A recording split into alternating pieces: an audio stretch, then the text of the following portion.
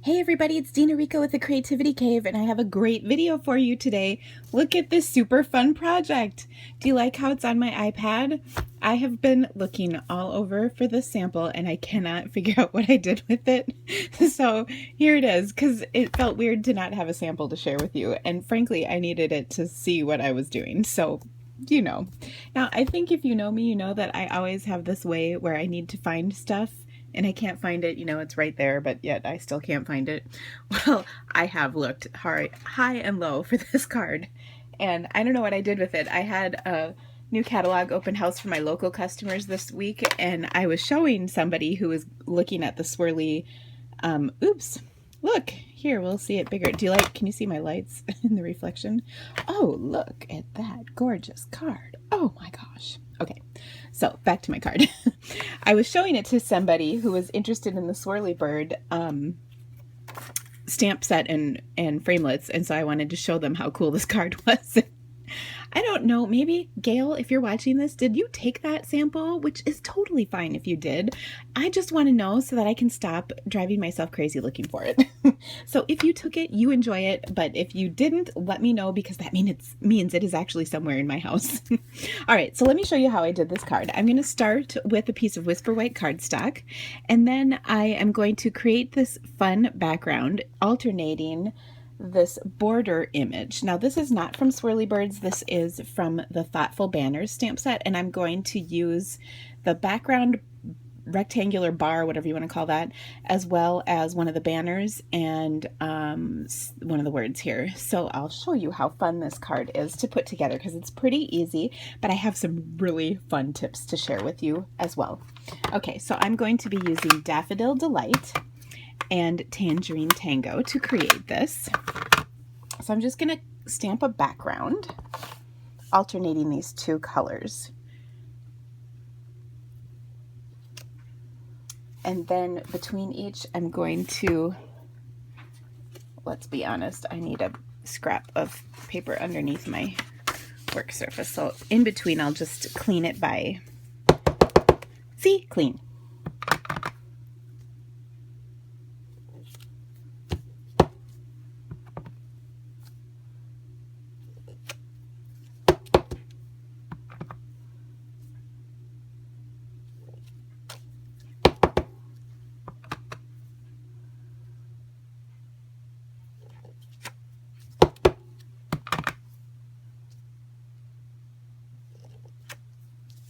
Okay, so you can see I have a fun background, really simple to do. And then I'm going to go ahead, and I actually die cut already the two swirls in the Swirly Bird set together. I just ran them through nested just like this. And when I placed that on there, I thought it was adorable. I loved it. But I also kind of decided that maybe I wanted it to stick up. I wanted it to pop up a little bit from my card because I thought it would be cute. And I knew that there was no way I was ever going to put enough slivers of dimensionals behind there to make it work. So I got my fun foam out, because you know how I like my fun foam. And I saved the white for just a situation like this, because I knew it was going to happen eventually. And so all I did was cut my white fun foam, and then I will adhere it to my cardstock. Now, if I was a smart lady, and you know, sometimes I can be, not always, I would probably get the fun foam that has adhesive on the back, like you peel off the backing, you know, so it's like a fun foam sticker. I think that might just rock my world for a situation just like this. So like if they had white sheets that were like that, or if I knew I was ahead of time I was going to do something fun and fancy along those lines, I would probably invest in some sheets of fun foam with the adhesive backing. Just a tip. Now this is pretty easy to adhere with. You can see my glue. That worked just fine. And I'll do a little bit. Now, the one thing I will caution you is make sure they are aligned correctly before you start gluing, as in you're not putting glue on the wrong side, because, you know, you get it. Okay. So, ask me how I know that. The other fun thing about this is it just won't smush when you send it through the mail, which is kind of sweet. And it's not so thick that the post office is going to get all crabby about the thickness of your card, because it's still pretty reasonable. If you remember back in the day, we used to carry much thicker ribbon, and you'd tie a knot or a bow with that ribbon, and it was like the post office freaked out because the world was coming to an end because your card was too thick. Now, if I'm offending any postal people out there, I do apologize. That's not my intention, but sometimes they get a little, let's just say, uptight. Okay, so I'm just going to place those on here. You can see I just added a strip of fast fuse across there. Now you could, if you were like one of those really anal types, which frankly I am much of the time, you could put the adhesive on the back of these, you know, with your glue, just like I did. But I wasn't 100% sure if it would stick really well, but I knew for a fact that it would adhere. Well, whatever, it's okay. Now you have two ways to do it. Okay. Now let me show you. Now here is, I have a mind-blowing tip for you. So I was making the little banner that I put over the top here, but let me show you this because it's pretty awesome. Now some of you might know this trick already, and in which case I apologize if your mind is not currently getting blown, but I think it's pretty awesome. And in my 17 years, I just did this for the first time a few minutes ago. Not even when I made the original sample.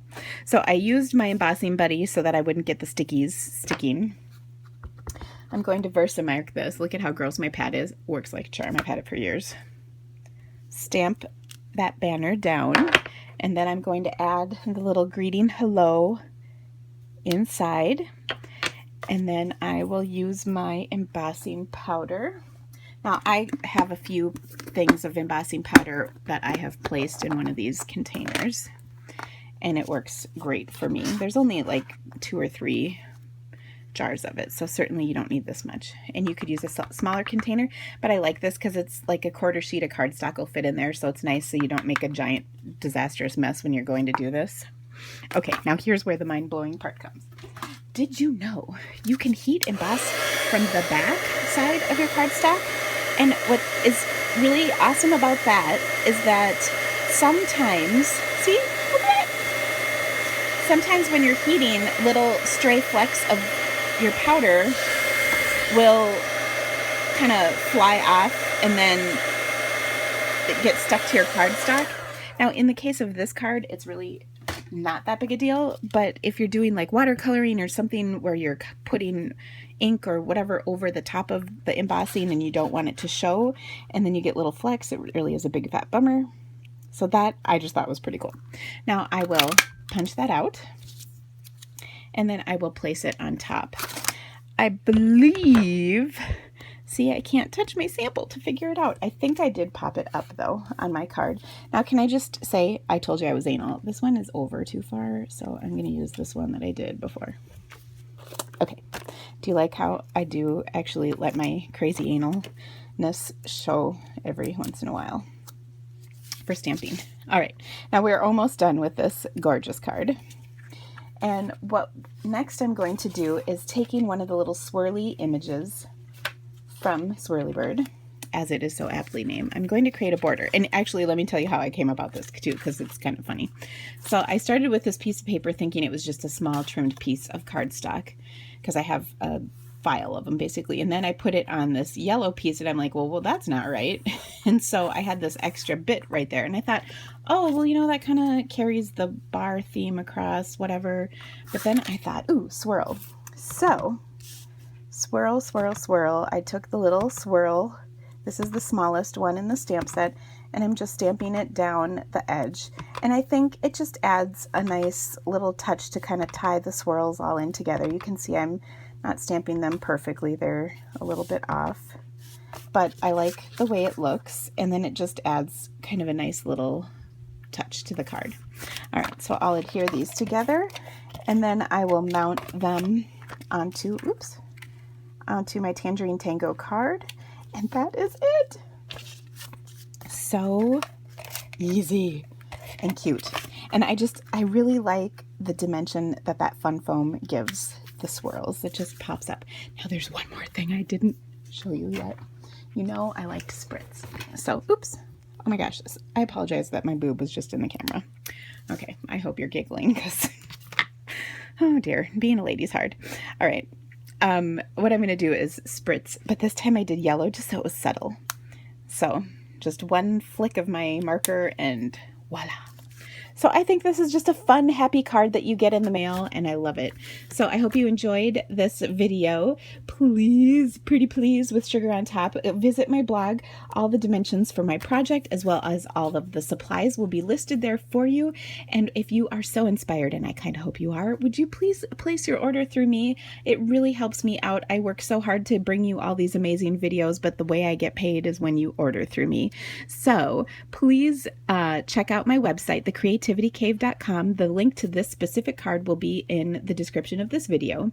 And the most awesome part is when you do order from me, I like to reward you. I have a great VIP rewards program. There's a ton of perks, and I love to spoil my VIP members. So check it out.